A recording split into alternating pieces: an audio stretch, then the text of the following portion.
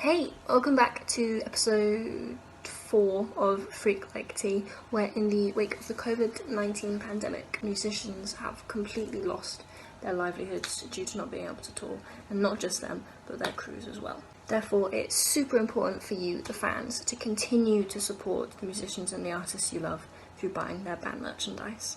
My next guest today is the frontman and guitarist of a band that have released 2 studio albums, their latest single being Piece of Me.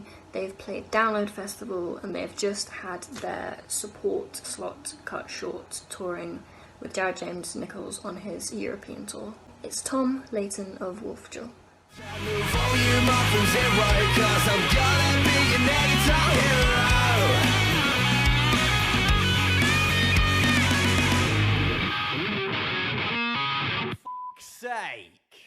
How you been doing then? Yeah, not bad. You mentioned you were working from home. What kind of stuff have you been doing to keep busy? Just my day job. Just selling parts for diggers. Okay, not bad. Yeah. Could be worse. Yeah, it's alright. It keeps me busy, sure. So obviously, as I mentioned in my message, because you guys can't tour anymore, the next most important part of being able to get revenue is through merchandise. And me, myself, being a fan of rock and metal, I'm obsessed with a good old band shirt. So when you were growing up, what kind of bands were you listening to? Were you wearing any specific merchandise? Did you have a favourite piece? Classic kind of bands you'd associate with our genre, I suppose. So a lot of Led Zeppelin and Black Sabbath and stuff like that. Had this Led Zeppelin shirt for about 10 or 15 years, just the one with all the 4 logos on it. Yeah. That I wore all the time. That was probably my favourite one. And some Black Sabbath ones and stuff like that. And one of the first bands I ever saw live with my dad was Wishbone Ash, so I had one of them as well. So a lot of old school stuff. Yeah. Did you pick that one up from the gig, or was that? Yeah. They've got a couple of them, yeah. So always wearing stuff like that. Remind me whereabouts you grew up again. We're in the Midlands. In the Midlands, yeah. So was there anywhere specific you could buy t-shirts, or was it? Yeah, it was the Oasis in Birmingham was the place, really. Okay. It's really cool. It was like all alternative and band stuff and vintagey stuff and all that. So there was a couple of shops there you could always get stuff from. That was good. There's a really cool record shop in Warsaw as well called Sundown Records, which we used to go to. That was cool. So obviously I've had a look on your website as well. In terms of your merch, you've got your new album, The Heart Won't Listen, that's out, as well as your first one, Starting Gun.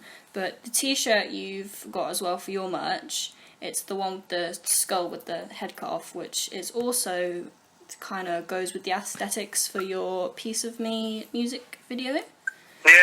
Yeah. It's all done by the same guy, t-shirt design and the lyric video and everything. So we like to tie it all in as much as we can. I mean, the most popular t-shirt we've ever done was when we used to be called the Bad Fellas, and we've got one with like a lion and a shark and a phoenix. Okay, that's cool. We sold hundreds and hundreds of them, but that was a design because I've got a lion tattoo on my arm. Carl's got a phoenix up his arm, and Dale's got a little shark on his wrist. So it was like, I thought, why don't we put them all together? So we knocked something together, and it was like super popular. And then we've done these ones with the skull and the heart on, like you say, and the hearts for the eyes, and the logo coming out the top. And we've got a few of the album, the Heart Won't Listen album cover as well, the purple and green. Yeah. But we didn't get many of them, and they're pretty much all gone. We might get some more soon. Okay. So with the tattoos, are they your favourite tattoos that you picked out then, or were they just specifically animals? I think it was just the animals. It was like, they seemed pretty cool, and there were 3 really random, unconnected that came together and worked really well. That's about it. Yeah, that's about how it came about, really. Yeah. So yeah, like you see, so you've released the Heart Won't Listen back in October.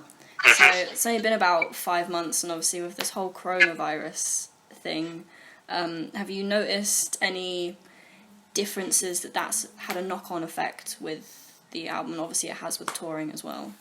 Yeah, I mean, it's a bit of some good, some bad. Like, we were on tour when all this kicked off.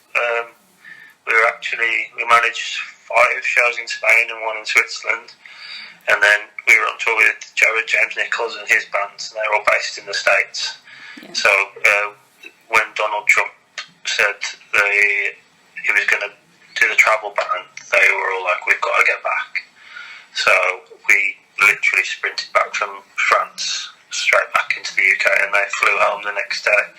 So we lost like 2 solid weeks worth of shows, which is such a shame because there's so many new countries and places we wanted to go and play. And the tour was going amazing. Like, the shows in Spain were absolutely immense, so we can't wait to go back there when all this is blown over. Have you had the dates rescheduled yet? No, I don't think they'll reschedule them because Jared's... I think he's going to be doing a new record, so it'd make more sense for him to come over when that's ready. We're looking at other stuff for hopefully the end of the year. Okay. So we've got a few festivals in the bag at the minute, but hopefully they'll go ahead. But if not, we're looking at some touring stuff at the end of the year. So what festivals is it that you've got lined up? I can only talk about one at the minute. Okay. When is this going out? Probably in the next 2 weeks. Right. So I can probably tell you, we're definitely doing, we're down to do Rambling Man, which has been announced, and that's all cool. And then on Tuesday the 7th, so this Tuesday coming, we'll be announced for Bloodstock as well. It's a good festival, and it's right up the road from where we are, and Judas Priest playing the same day, so that's cool. So you've definitely seen Judas Priest then? Yeah, well, Rob Halford's been mentioning us in his interviews recently. I saw that, yeah. So it's pretty cool. Hopefully we'll get a chance to meet him. That'd be good. So your tour's been cut short. You've got festivals later on in the year. So within this weird little gap, do you have any other plans to start on the next album? Are you doing an EP between this, or what's the next stage? Yeah, I'm starting to write and do a few more little ideas. I'm doing an acoustic show on this Monday on the 6th, so I think this will probably be after that, but I'll have done that. And if it goes well, I might do a couple more. Depends how long we're in this situation. One thing I have noticed is on your last question you asked about is the streaming has gone up. So obviously a lot more people at home, so whenever I log into our little Spotify portal thing at the minute, it's showing there's a lot more people listening, which is good. From what you lose from going on tour, people are listening to a lot more music at home. So obviously because people can't go and see music anymore, they're forced to find new ways of listening to music. And me, myself, I don't particularly listen to anything through Spotify. I'll always buy a physical CD and listen to it from start to finish, which a lot of people my age don't do anymore. They'll just listen to one song, forget about it the next week. So with this whole situation and people have got a lot more time on their hands, how do you think that'll affect the way people listen to music nowadays as well, and obviously watch music through live streaming? Yeah, definitely. I think a lot of people, it's not just forcing the listeners to find different ways, forcing us as performers and artists to find different ways. Like the whole live stream thing frightens the hell out of me more than a gig, because it just puts me out of my comfort zone. So, because I'm just sitting here on my own, you don't know if people are enjoying it or not. There's no applause or boos or whatever. So you could get shit faced beforehand, but yeah. I would recommend it. It's just it's so strange, but yeah, I think people are finding new ways to